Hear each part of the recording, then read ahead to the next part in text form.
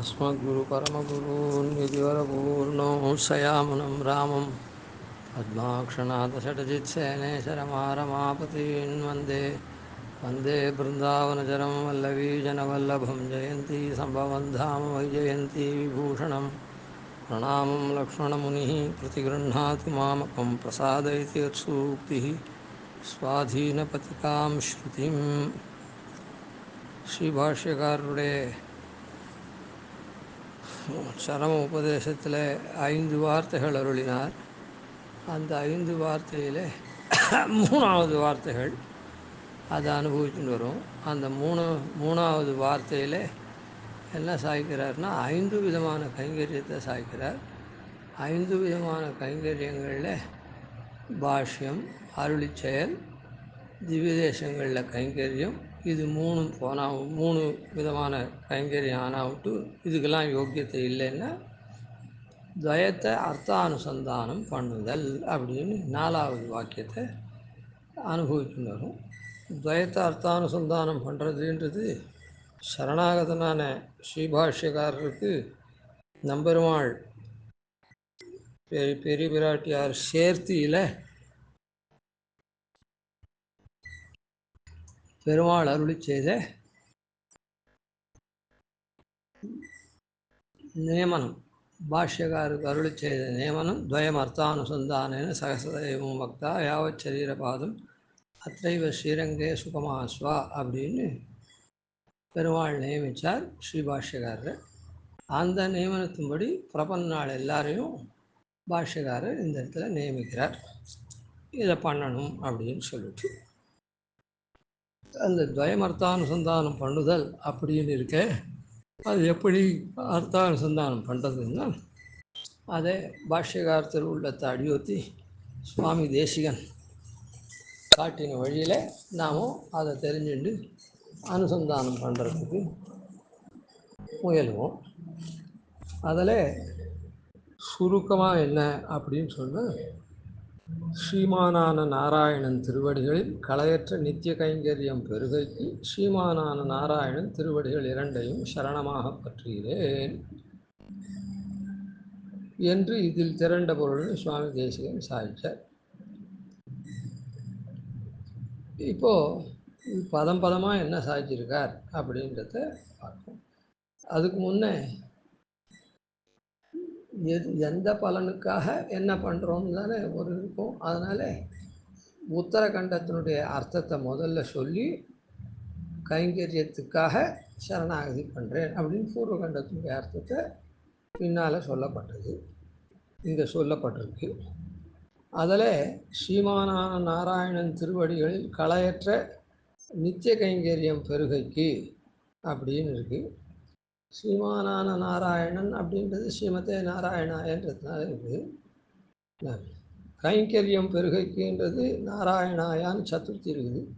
நித்திய கைங்கரியம்ன்றது எப்படி வரும் அப்படின்னு சொன்னால், நமகான்றது சர்வ விதமான தோஷங்களும் போயிட்டதுனால எப்போவுமே கிடைக்கிறதுன்னு அர்த்தம். அதனால் நித்திய கைங்கரியம் பெருகைக்கு ஸ்ரீமானான் நாராயண திருவடிகள் சிவன் நாராயண சரணம் சரணம் பிரபத்தே அப்படின்றது அதான் நித்திய கைங்கரியம்னு எங்கே இருக்குது அப்படின்னு சொன்னால், நமகான்றதுல சர்வ விரோதியும் போகிறதுனால அது நித்திய கைங்கரியம் ஆகுது. ஏதோ கொஞ்சம் விரோதி இருந்ததுன்னா கொஞ்ச நாளைக்கு கைங்கரியம், இவ்வளோ நாளைக்கு கைங்கரியம் அப்படின்லாம் இருக்கும். குறிப்பிட்ட கைங்கரியம்னு அப்படிலாம் இல்லாத நித்திய அது நமகான்றது எல்லா விரோதியும் போனதுன்னு அர்த்தமானதுனால. சரி, இது ரொம்ப சுருக்கமான அர்த்தம். அவரே பதார்த்தமும் சாதிச்சிருக்கார். அதனுடைய முடிவில் தான் இதை சாதிச்சிருக்கார். பதார்த்தத்தை நாம் சுருக்கமாக இருக்கிறத சொல்லிட்டோம். இப்போது விசதமாக இருக்கிறத அனுசந்தானம் பண்ணுவோம். அதாவது இதில் ஸ்ரீமத் சப்தம் சர்வருக்கும் ஆசிரியணியாய் அகலகில்லேன் என்கிறபடியே தன்னை ஆசிரித்திருக்கிற பெரிய பிராட்டியாருள் பிரிவற்றவன் என்கிறது. ஸ்ரீமன் நாராயண சரணம் சரணம் பிரபத்யே அப்படின்னு இருக்கு. இதில் முதல்ல ஸ்ரீமத் சப்தத்துக்கு அர்த்தம் சொல்கிற. இந்த துவயத்திலேயே எவ்வளவு பதங்கள் இருக்குது அப்படின்னு சொன்னால், சில பேர் 8 பதம்னு சொல்கிறா, சில பேர் 6 பதங்கள்னு சொல்கிறா. 8 பதங்கள் அப்படின்னு சொன்னால், ஸ்ரீமன்னு நாராயணா சரணம் சரணம் பிரபத்யே ஸ்ரீமதே நாராயணாய நமஹா அப்படின்னு 8 பதங்கள் அப்படின்னு சொல்கிறார். சில பேர் ஸ்ரீமன் நாராயண சரணௌ அப்படின்றது ஒரே பதம், சமஸ்த பதமாக இருக்குது. ஸ்ரீமன்னு நாராயண சரணம் அப்படின்ற 3 பதங்களும் சேர்ந்த ஒரே பதம், சமஸ்த பதம். ஸ்ரீமன் நாராயண சரணம் சரணம் 2வது பதம், 3வது பிரபத்யே, 4வது ஸ்ரீமதே நாராயணாய நமஹா. 4, 5, 6 அப்படின்னு 6 பதம். இந்த இடத்துல 8 பதங்களில் பாஷ்யக்காரருக்கு திருவுள்ளம் இல்லை அப்படின்றத அதை விஸ்தாரமாக சாதிச்சிருக்கார். ஆனால் பாஷ்யக்காரருடைய திருவுள்ளம் போல தெரியும் 8 பதம்ன்றது, ஆனால் அது இல்லைன்றதை சாதிச்சிருக்கார். அது இப்போ நமக்கு இந்த இடத்துல வேண்டாம். என்ன, சுவாமி தேசிகன் பாஷ்யக்காரர் உகந்த பகுதி அதான் 6 பதங்கள் தான் அப்படின்னு காமிச்சிருக்கார். அது 6 பதங்கள்ன்றது என்னென்னா, அதான் வித்தியாசம் என்ன, முதல்ல ஸ்ரீமன் நாராயண சரணம்ன்றது 3 பதம் கொண்டு சேர்ந்த ஒரு சமஸ்த பதமாக எடுத்துன்னா 2 பதம் குறைஞ்சி போடுது, அதனால் 6 பதம்னு அர்த்தம். அதை தனித்தனியாக சொன்னேன். இப்போது ஸ்ரீமன்னு நாராயணான்னு பிரித்தா 2 சம்போதனமாகுது. ஸ்ரீமன்னு ஸ்ரீமானே, நாராயணா நாராயணனே, சரணவ் திருவடிகளை சரணமாக பற்றுகிறேன், சரணம் பிரபத்யே அப்படின்னு சொன்னாக்கா, அப்போது தவ சரணவ் சரணம் பிரபத்யே, உன்னுடைய திருவடிகளை சரணமாக பற்றுகிறேன் ஒரு பதத்தை அத்தியாகாரம் பண்ணணும் அர்த்தத்துக்கு. ஆனால் இப்போ ஸ்ரீமன் நாராயண சரணம் அப்படின்னு சேர்த்து சொல்லிட்டா, ஸ்ரீமன் நாராயணனுடைய திருவடிகள் 2ஐயும் சரணமாக பற்றுகிறேன், அப்போ எந்த பதமுமே அத்தியாகாரம் பண்ண வேண்டாம், அப்படியே தானே அர்த்தம் வந்துடும்.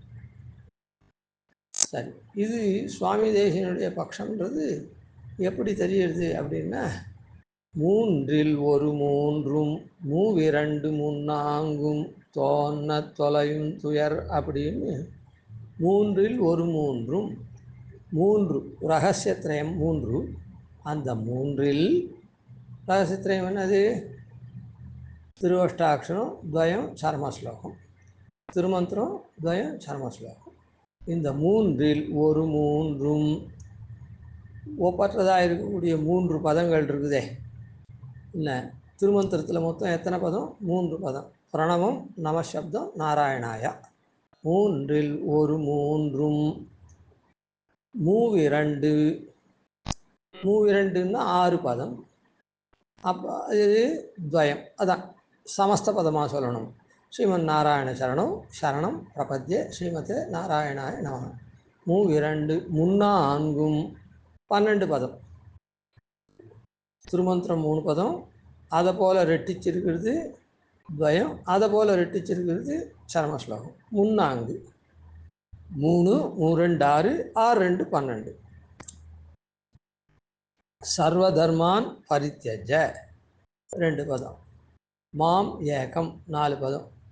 சரணம் விரஜா 6 பதம் ஆச்சு. அகம் ஸ்வா 8 ஆச்சு. சர்வ பாபேபியா மோக்ஷயிஷ்யாமி 10 ஆச்சு. மா சுச்சா அப்படின்னு இது 12 பதம். இதில் கூட சில பேர் மா சுச்சகான்னு சேர்த்து சொல்கிறது அதெல்லாம் பண்ணுறா. அதனால் சுவாமி தேசிகன் கல்வெட்டு மாதிரி ஒரே சுருக்கமாக சாதிச்சுட்டார். 3ல் ஒரு 3 2 3 அப்படின்னு. சரி, அதனால் இப்போது துவயத்தினுடைய இது எத்தனை பதம்னா 6 பதம் உங்கள் அதான் துவயத்தில் இருக்குதுன்னு ஏற்பட்டது. ஆனால் அதில் முதல் பதம் சமஸ்த பதமாக இருக்குது, 3 பதங்கள் சேர்ந்த சமஸ்த பதம். சரி, இப்போது எல்லாத்துக்கும் பதங்கள் அடவே அர்த்தம் சாய்க்கிறேன்.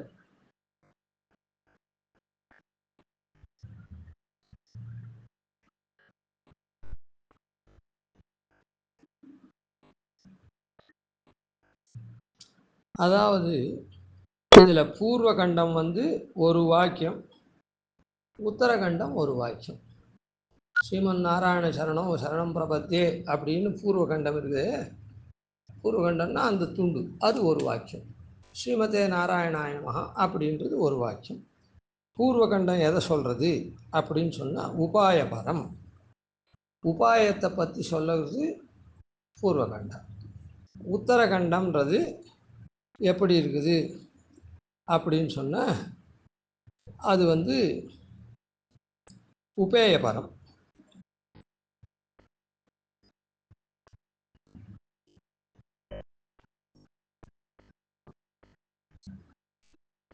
அதாவது இதை சொல்லக்கூடியது என்னது, உபேயமான கைங்கரியத்தை சொல்லக்கூடியது அது.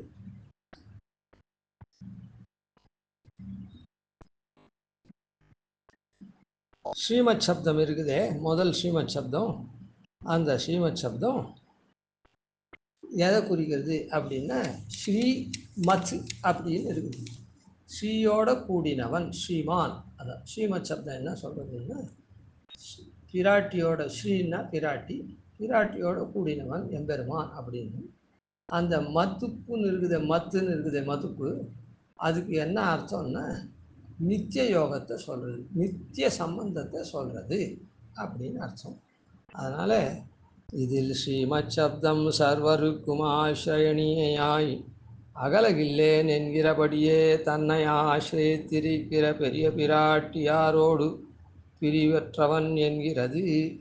அந்த ஸ்ரீமத் அப்படின்னு ஸ்ரீமான் அப்படின்ற பதத்தில் ஸ்ரீமன் நாராயண சரணம்னு இருக்காது, ஸ்ரீ லக்ஷ்மியோட இருக்குன்னு சொல்லலை. அந்த இடத்துல ஸ்ரீன்னு சொல்லிருக்கிறதுனால அந்த ஸ்ரீக்கு என்ன அர்த்தம்னா 6 அர்த்தங்கள் இருக்குது. ஸ்ரீயத்தே ஷயத்தே அப்படின்னு, ஸ்ருணோதி ஷாவயதி ஸ்ருணாதி ஸ்ரீணாதி அப்படின்னு ஸ்ரீக்கு அந்த விற்பத்தி இருக்குது. என்ன அந்த 6 அர்த்தங்கள், அதில் முதல் 2 என்னென்னா ஸ்ரீயத்தே ஷயத்தே அப்படின்னு 2 அர்த்தங்கள். அதை எடுத்துக்கணும். ஸ்ரீயத்தேன்னா என்ன அர்த்தம்னா ஆசிரியிக்கப்படுமவள்னு அர்த்தம். அப்போ எல்லாராலையும் ஆசிரியிக்கப்படுவள், நம்ம எல்லாராலையும் ஆசிரியிக்கப்படுவள்னு அர்த்தம். நாம் எல்லாரும் பற்றக்கூடியவளாக இருக்கான்னு அர்த்தம். அப்புறம் ஸ்ரீயத்தே ஷ்ரயத்தே, பெருமாளை ஷயத்தேன்னா ஆசிரியத்திருப்பவள்னு அர்த்தம். ஆசிரியத்திருப்பவள்னா யார்? பெருமாளை ஆசிரியச்சிருக்கா ஆகும் அந்த மத்து. அதனால் ஸ்ரீ சப்தம் நாம் எல்லாரும் ஆசிரியிக்கும்படியாக இருக்கான்னு அர்த்தம். அதே சமயத்தில் இன்னொரு அர்த்தம் என்ன, பெருமாளை ஆசிரியத்திருப்பவள்னு அர்த்தம். அதுக்கு மேலே மத்துப்புன்ற நித்திய யோகத்தை காட்டுறது இருக்கிறதுனால பிரிவற்று பெருமாளோட சேர்ந்திருக்கா அப்படின்னு அர்த்தம். பெருமாளோட பிரிவற்று சேர்ந்துருக்கிறது எதுக்காக? நாம் எப்போவும் அவளை ஆசிரியச்சோம்னா நமக்கு காரியம் பண்ணுறதுக்காக, நமக்கு புருஷகாரம் பண்ணுறதுக்காக அவள் அந்த மாதிரி பெருமாளோடு சேர்ந்துருக்கா. நாமெல்லாம் அவளை ஆசிரியிக்கும்படியாக இருக்கா அப்படின்றது இந்த இடத்துல சொல்லும். ஸ்ரீமத் சப்தம் சர்வருக்கும் ஆசிரியணியாய், எல்லாருக்கும், ஜீவர்கள் எல்லாருக்கும் ஆசிரியக்கப்படுமவளாய், பற்றும் பண்ணுவளாய். அப்புறம் மதுக்கு இருக்குது அகலகில்லேன் என்கிறபடியே. அகல கில்லேன், பிரியறதுக்கு சாமர்த்தியமே கிடையாது, சக்தி கிடையாது அவளுக்கு. அப்படி பிரியறதுக்கு சக்தி இல்லாதபடியாக எப்பவும் சேர்ந்தே இருப்போள்னு அர்த்தம். தன்னை ஆசிரியத்திருக்கிற, அந்த எம்பெருமானை ஆசிரியத்திருக்கிற பெரிய பிராட்டியாரோடு, அப்படிப்பட்ட ஸ்ரீ பெரிய பிராட்டியாரோடு பிரிவற்றவன் என்கிறது. ஸ்ரீமத்துன்னா என்ன அர்த்தம்னா எல்லாரும் ஆசிரிக்கும்படியாக இருக்கக்கூடிய பிராட்டி, அந்த எம்பெருமான் தன்னை எப்பவும் பிரிவற்று ஆசிரித்திருக்கிறாள். அப்படி ஆசிரித்திருக்கக்கூடிய எம்பெருமான் அப்படின்னு அர்த்தம். அதனால் ஸ்ரீமத் சப்தம் நாமெல்லாம் பிராட்டி ஆசிரிக்கும்படியாக இருக்கக்கூடிய பிராட்டி, எம்பெருமானை எப்பவும் விட்டு பிரியாது ஆசிரித்திருக்கா. அப்படிப்பட்ட எம்பெருமான் அப்படின்றது ஸ்ரீமத் சப்தம் காட்டுறது. அதுக்கப்புறம் நாராயண சப்தம். நாராயண சப்தம் என்ன அப்படின்னு சொன்னால், நாராயண சப்தமும் அந்த பெருமாளை தான் குறிக்கிறது. அதில் என்னன்னா, ஆழ்வார் சொல்லிருக்காரு, அகலகில்லேன் நிறையும் என்று அலர்மேல் மங்கை உரமார்வா அப்படின்னு சொல்லி, நிகரில் புகழாய் உலகம் உன்னுடையா என்னை ஆழ்வானே நிகரில் அமரர் முனிக்கணங்கள் விரும்பும் திருவேங்கடத்தானேன்னு சொன்னார். அது நிகரில் புகழாய் இத்தியாதிகளில் சொன்ன வாத்சல்ய சுவாமித்வ சௌசீல்ய சௌலபியாதிகளை உடையனான சர்வேஸ்வரனை சொல்லுகிறது. நாராயண சப்தம் என்ன சொல்கிறது அப்படின்னு சொன்னால், பிராட்டி எப்படி நாமெல்லாம் ஆசிரியக்கிறதுக்கு தகுந்தவளாக இருக்கா மாதிரி நாராயண சப்தமும் அந்த சர்வேஸ்வரனான எம்பெருமானை சொல்கிறது. அவனுடைய குணம்லாம் எப்படி இருக்குது அப்படின்னு சொன்னால், நிகரில் புகழாய். நிகரில் புகழாய்னா அவனுடைய புகழுக்கு சமமே கிடையாது, அப்படிப்பட்டவனாக இருக்கான். அது மாதிரி யார் இருக்கான் அப்படின்னா, வாத்சல்ய குணம் எவனுக்கு உண்டோ அவன்தான் பெரிய புகழ உடையவன். வாத்சல்யம்னா என்ன? தோஷ அநாதரஹேது ஸ்நேகபாவம். தோஷத்தை கண்டு அநாதரம் பண்ணக்கூடாது. அப்படி யார் என்ன தோஷவானா இருந்தாலும் சரி ஏதோ பண்ணிட்டான் அப்படின்னு சொல்லிட்டு அதை அநாதரம் பண்ணி அந்த தோஷத்தை பாராட்டாத யார் ஸ்நேகபாவம் வச்சுருக்கானோ அவன்தான் பெரும் புகழாளன். அதான் நிகரில் புகழாய் அப்படின்றது எதை காண்பிக்கிறதுன்னா, வாத்சல்ய குணத்தை காண்பிக்கிறது. வாத்சல்ய குணம் உடையவன் அப்படின்னு சொல்கிறது. இந்த சாதாரணமாக ஒன்றும் இல்லாத பைத்தியக்காரன் யார் போனாலும் கிட்ட அணுகும்படியாக இருப்பான். அது என்ன பிரயோஜனம்? இந்த தோஷத்தை யார் பிச்சைக்காரன் என்ன பண்ணுவான்? விஷா கூட இது பண்ண மாட்டான். மறுபடியும் கிட்ட இவன் வெய்யறானேன்னு சொல்லிட்டு தூரம் ஒதுங்கி போகாமல் கிட்ட ஐயா பிச்சை போடுன்னு சொல்லிட்டு இருப்பான். அது என்ன பிரயோஜனம்? அப்படி இல்லாத என்ன தோஷத்தை அநாதரம் பண்ணி ஸ்நேகபாவமாக இருந்தால் மாத்திரம் போராது, சுவாமித்துவம் இருக்கணும். அவன் எல்லாத்தையும் உடையவனாக இருக்கணும். அதனால் நிகரில் புகழாய் உலகம் மூன்றுடையாய், மூன்று உலகத்தையும் தன்னுதாக வச்சுட்டு இருக்கக்கூடிய, அதனால் சுவாமித்துவம், சுவாமியாக இருக்கக்கூடியவன் அப்படின்னு காமிக்கிறார். உலகம் மூன்றுடையாய் வாத்சல்ய சுவாமித்வ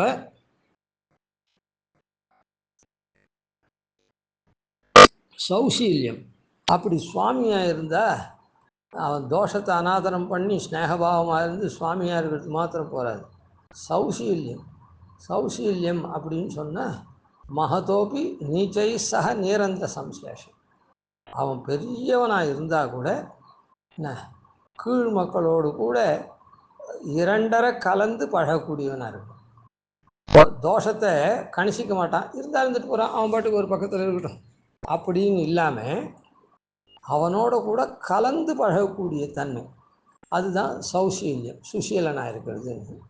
அந்த உலகமுன்னுடைய என்னை ஆழ்வானே, என்னை இவ்வளோ நீச்சனாக இருக்கக்கூடிய என்னையும் ஆளக்கூடியவனாக இருக்கான். நீ இந்த கைங்கரியத்தை பண்ணுப்பா, இதை பண்ணு, நீ என் திருவடியை சரணாகதி பண்ணு அப்படின்னு கொஞ்சம் கொஞ்சமாக என்னை ஆண்டு அப்புறம் சரணாகதி பண்ணி நான் உனக்கு எல்லா கைங்கரியத்தையும் கொடுக்குறேன் அப்படின்னு சொல்கிற மாதிரி, அப்படி சுசீலனா என்னிடத்துல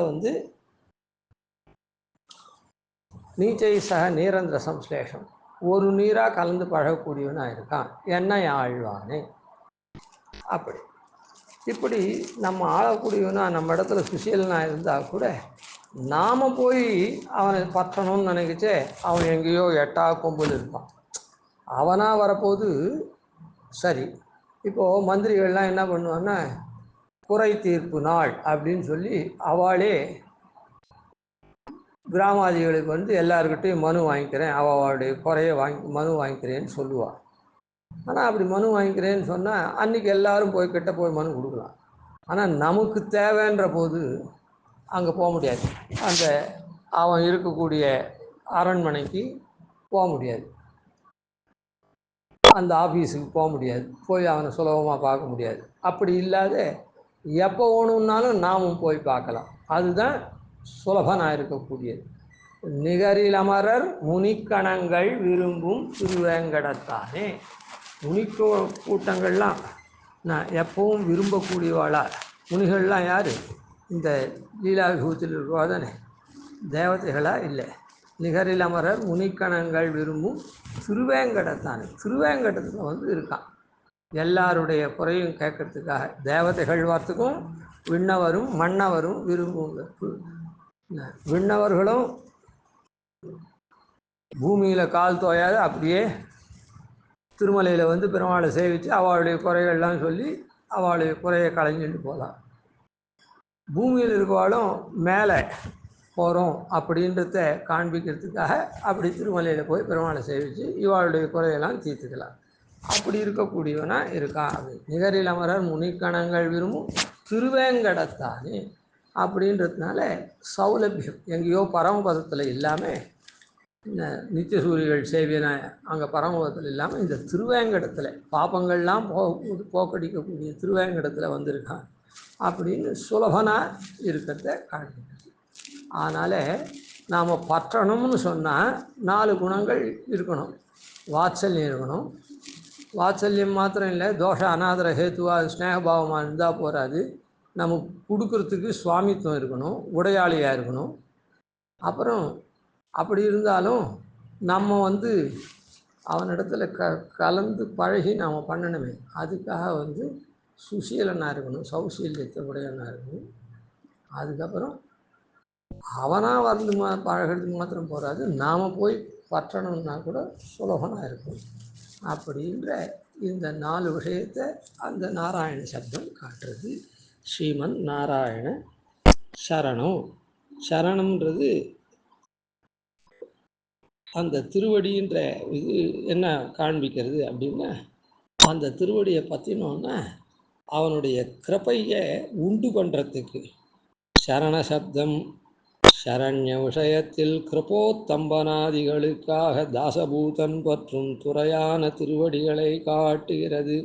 சரண சப்தம் அந்த சரண்யனருக்கான எம்பெருமான் அந்த கிருபோத்தம்பனம் கருணையை வளர்க்கறதுக்கு உண்டான துறையை காட்டுறது அப்படின்னு சொல்கிறோம். சரணம் என்கிற பதம் திருவள்ளுவரே உபாய பாவத்தை சொல்லுகிறது. சரணம்ன்றது அந்த எம்பெருமான் இருக்கானே, அவன் வந்து உபாயமாக நமக்கு இருக்கான்.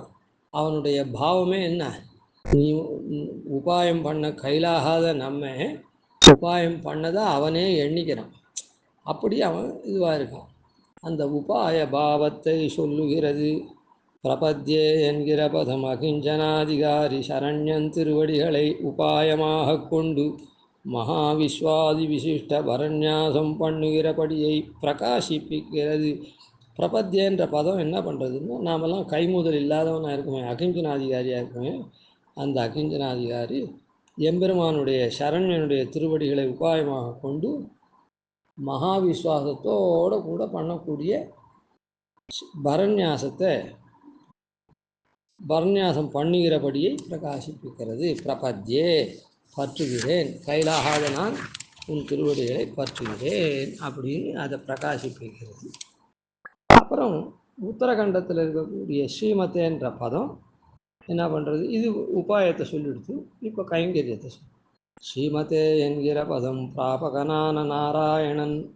இப்போ ஸ்ரீமதேன்ற பதம் இப்போது கீழே எப்படி இருந்தால் உபாயமாக இருக்கான், பிராபகனாக இருக்கான், நம்ம அடைவதற்கு உபாயமாக இருக்கக்கூடிய நாராயணன் பிராப்பியனாய் கொண்டு இப்போ அவன் என்ன பண்ணுறான்? அடையப்படும் பயனாகவும் அவனே இருக்கான். இத்தனை நாள் உபாயமாக இருந்தான் அந்த ஸ்ரீமன் நாராயணன்ற இடத்துல, இப்போ அவனே பயனாக இருக்கான்.